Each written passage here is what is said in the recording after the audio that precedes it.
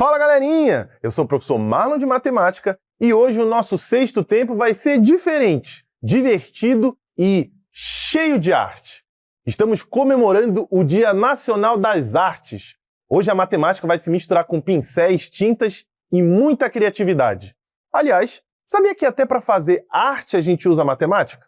Imagine se faltar tinta ou se errar na quantidade de argila para fazer escultura.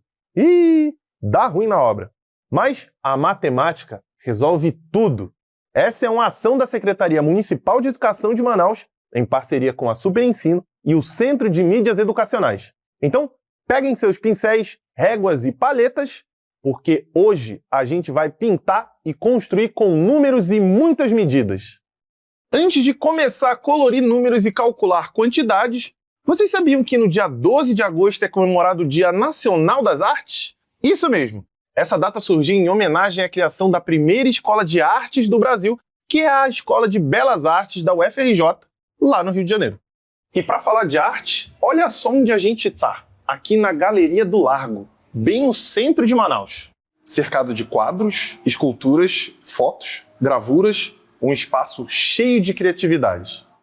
Essa comemoração reconhece e valoriza todos os profissionais que trabalham com arte, artistas, técnicos, os cenógrafos, além de outros artistas que fazem com que a nossa vida se encha de beleza, cor e significado. E por isso, o Dia Nacional das Artes não é só para comemorar, é para a gente entender a importância dos artistas e como a arte transforma o nosso mundo. E se você está se perguntando o que a arte tem a ver com a matemática, a resposta é muito simples, tem tudo a ver. Olhem só. Para criar um quadro, o artista precisa planejar o espaço, escolher as proporções, organizar as formas. E tudo isso envolve algo que a matemática ensina: medir, comparar e estimar. Por isso, no Dia Nacional das Artes, a gente está celebrando essa mistura linda entre arte e matemática. Curtiu? Então bora continuar a nossa aventura, porque a gente ainda tem muito mais coisa para aprender. Sejam muito bem-vindos ao nosso ateliê das medidas, galerinha! Já coloquei o avental, preparei as tintas e separei os pincéis. Tudo aqui prontinho para criarmos verdadeiras obras de arte. Mas deixe eu contar um segredo para vocês. Aqui no nosso ateliê, para uma obra ficar realmente incrível, não basta só ter criatividade. Todo artista também precisa dominar 3 habilidades, que são fundamentais: medir, comparar e estimar. Pensa comigo, se eu quiser pintar um mural enorme, será que um potinho de tinta dá conta? E se eu for fazer uma escultura bem firme e resistente, será que um pedacinho de argila vai ser o suficiente?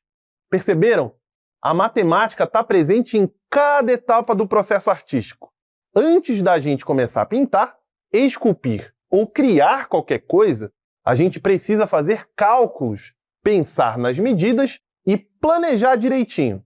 E para isso, precisamos entender que todas essas situações envolvem um conceito importantíssimo, o de grandezas. E só para não ficar nenhuma dúvida, grandezas são tudo aquilo que pode ser medido ou quantificado. O peso da argila, o tamanho de um quadro, a quantidade de tinta no balde, tudo isso são grandezas. E para medir essas grandezas, usamos as unidades de medida que podem ser de 2 tipos. As padronizadas, que são oficiais, reconhecidas no mundo todo e não mudam de lugar para lugar, como centímetros e metros. E as não padronizadas, que são usadas de forma mais informal e podem variar de pessoa para pessoa, como o palmo, o pé ou o passo. Então bora começar falando de uma grandeza que é indispensável aqui no nosso ateliê.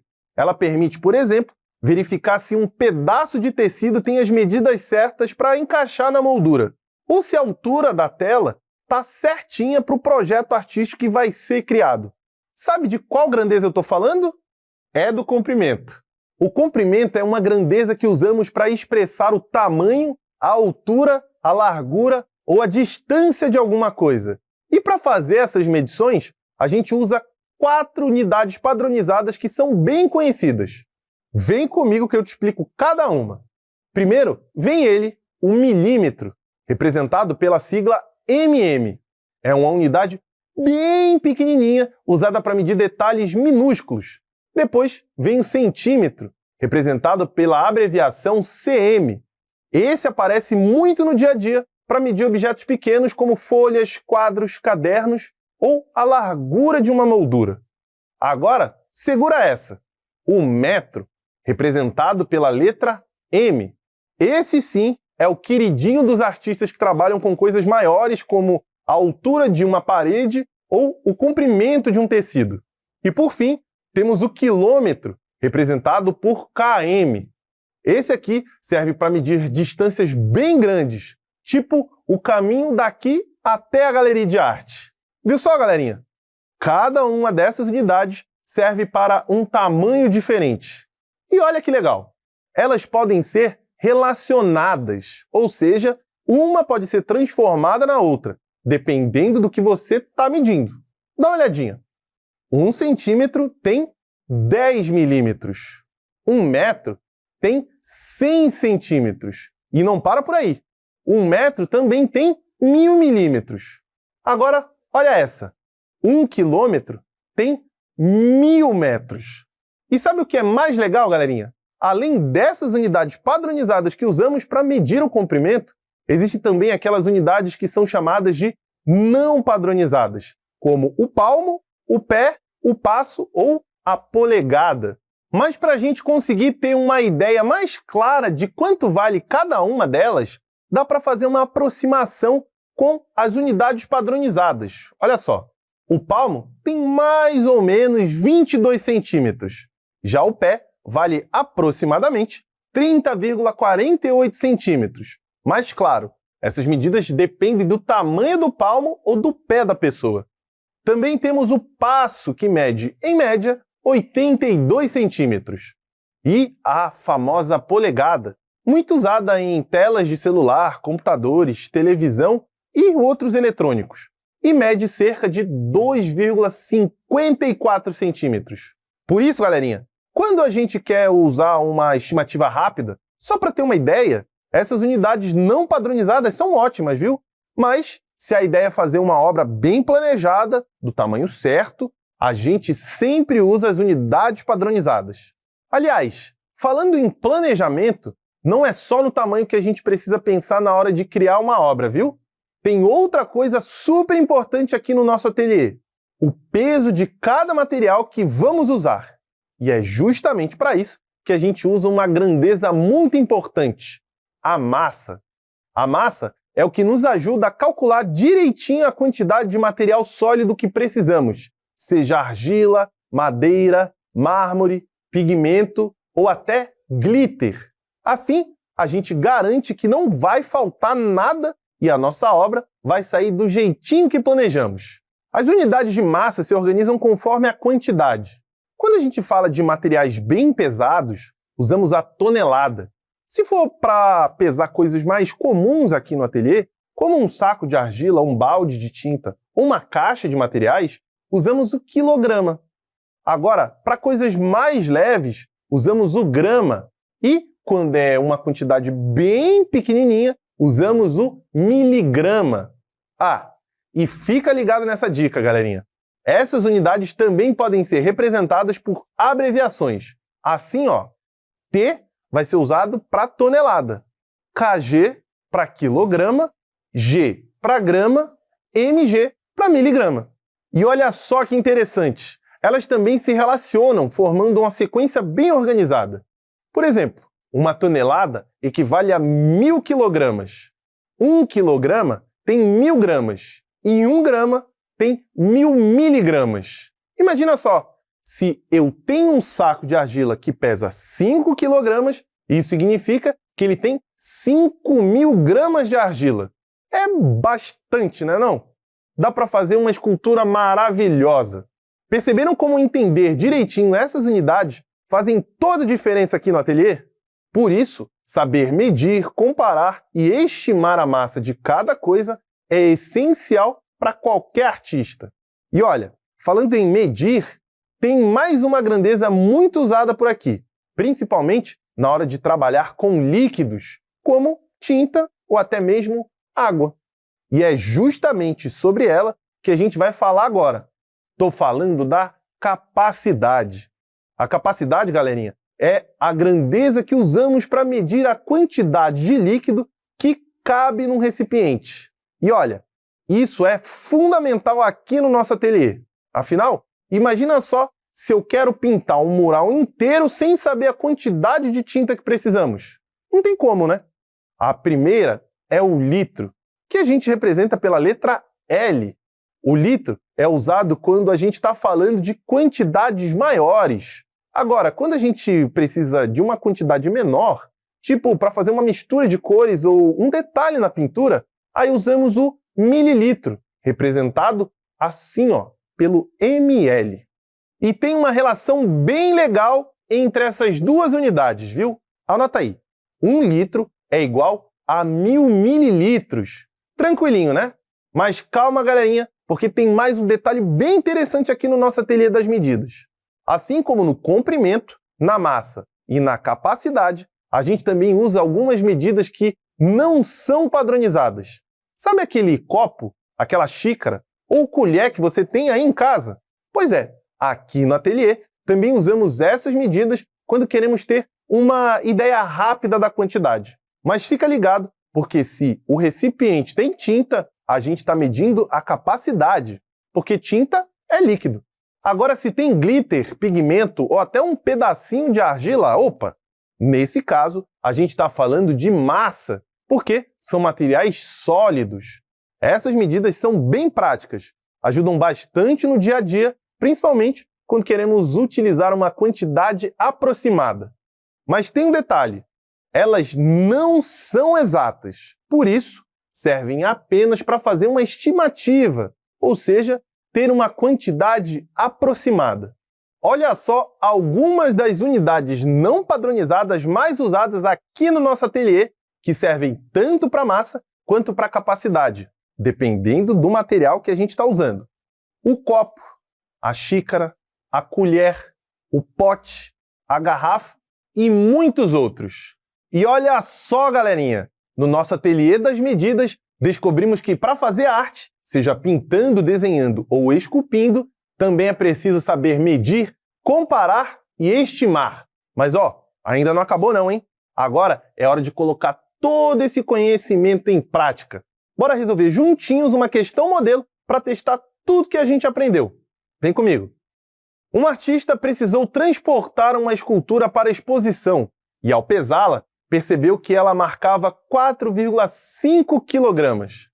Para anotar no relatório, ele precisou converter esse valor para gramas. Qual é a massa da escultura em gramas?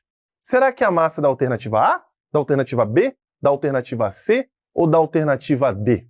Bem, para resolvermos essa questão, precisamos transformar a massa que está em quilograma para gramas. E para isso, é essencial lembrar da relação entre essas unidades. Então, 1 quilograma é igual a 1000 gramas. Dessa forma, para transformar 4,5 quilogramas em gramas, multiplicamos esse valor por 1000. Lembre-se que para determinar o resultado de um número multiplicado por 1000, movimentamos a vírgula desse número 3 vezes para a direita. Isso acontece porque o 1000 tem 3 zeros e cada deslocamento aumenta o valor 10 vezes. Vamos acompanhar esse deslocamento. No primeiro, o 4,5 se transforma em 45. No segundo, passa a ser 450. E no terceiro deslocamento, chega a 4.500. Assim, temos que 4,5 vezes 1000 é igual a 4.500 gramas. Portanto, a massa da escultura é de 4.500 gramas. E a alternativa correta é a letra C. Marca a letra C. E agora eu tenho um grande segredo para te contar. Tanto na arte quanto na matemática, a gente só evolui praticando. Então, vamos praticar!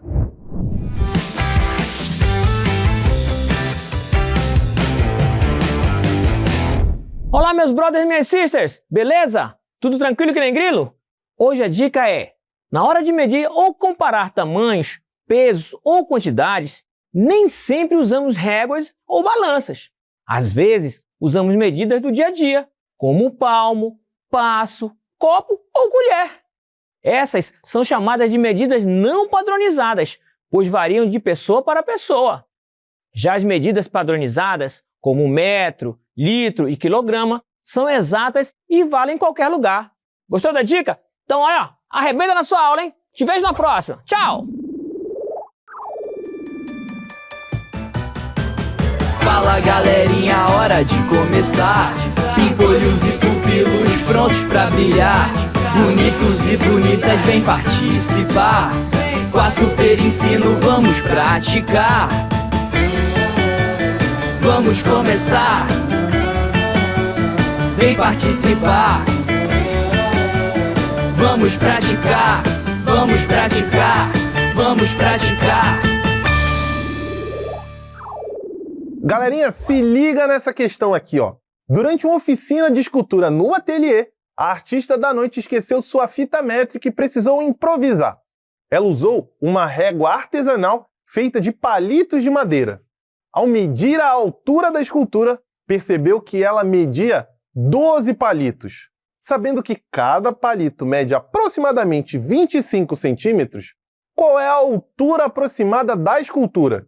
Será que é a altura que está na alternativa A, na alternativa B, na alternativa C ou na alternativa D? Bem, eu vou dar uma olhada nessa obra de arte e já eu volto com a resposta. Até daqui a pouco.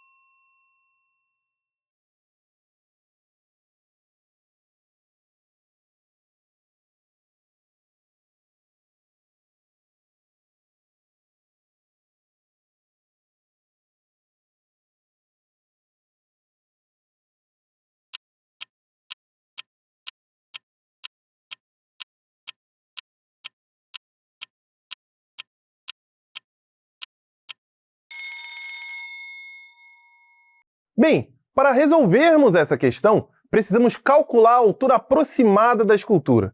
De acordo com o enunciado, a artista utilizou uma régua artesanal feita de palitos, sendo que cada palito mede aproximadamente 25 centímetros. E foram necessários 12 palitos para medir a altura da escultura.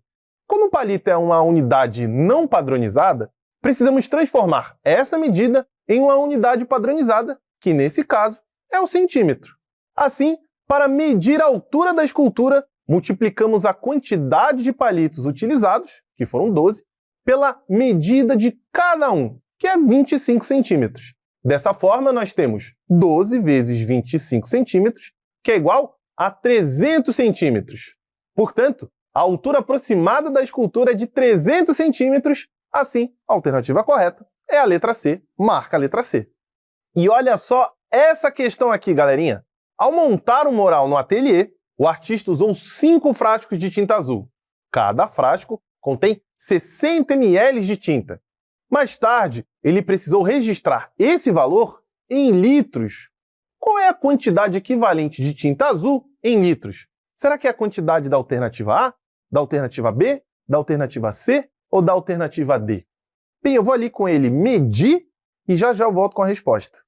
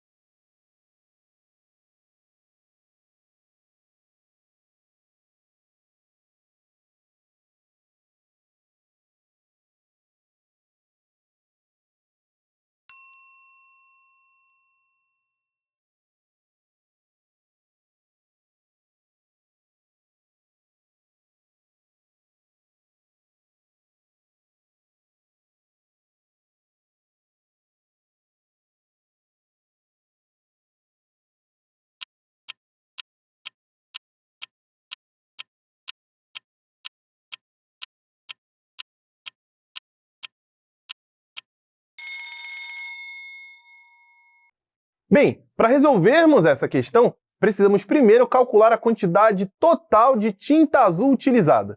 Sabemos que foram usados 5 frascos e que cada frasco contém 60 ml de tinta. Então, multiplicamos a quantidade de frascos pela quantidade de tinta em cada um. 5 vezes 60 ml é igual a 300 ml. Agora, precisamos transformar essa quantidade que está em mililitros para litros. Para isso, usamos a relação 1 litro é igual a 1000 mililitros. Assim, para transformar em litros, dividimos a quantidade total de tintas, que é de 300 ml, por 1000. Lembre-se que, para determinar o resultado de um número dividido por 1000, movimentamos a vírgula desse número 3 vezes para a esquerda. Assim, nós temos 300 dividido por 1000 igual a 0,3 litros. Portanto, a quantidade equivalente de tinta azul é de 0,3 litros. Logo, a alternativa correta é a letra B. Marca a letra B. E se liga nessa questão, galerinha. Durante uma aula de pintura, um artista usou 251,5 centímetros de tecido para cobrir a bancada do ateliê. Para registrar esse valor em milímetros, ele precisou converter a medida. Qual é a medida correspondente em milímetros? Será que é a medida da alternativa A, da alternativa B, da alternativa C ou da alternativa D? Bem, eu vou dar uma conferida com o artista e já eu volto com a resposta para saber que você mandou benzão. Até daqui a pouco.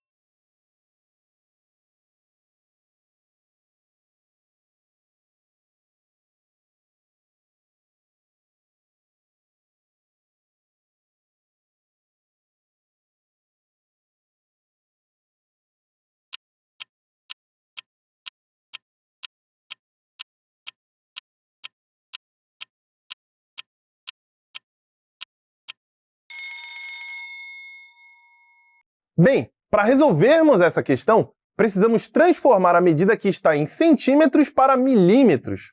Para isso, utilizamos a relação entre essas duas unidades. Lembrando que 1 centímetro é igual a 10 milímetros. Logo, para transformar 251,5 centímetros em milímetros, multiplicamos esse valor por 10. Lembre-se que para determinar o resultado de um número multiplicado por 10, movimentamos a vírgula desse número uma vez para a direita. Assim, temos que 251,5 vezes 10 é igual a 2.515 milímetros. Portanto, a medida equivalente em milímetros é 2.515, tornando a alternativa correta a letra B. Marca a letra B aí. E assim, galerinha, nossa obra chega ao fim. Na arte e na matemática, tudo tem medida. Continuem aprendendo e se superando, que logo serão verdadeiros matemáticos. Ou quem sabe, grandes artistas. Eu vou ficando por aqui e te espero na nossa próxima aula, nosso próximo Sexto Tempo. Até lá!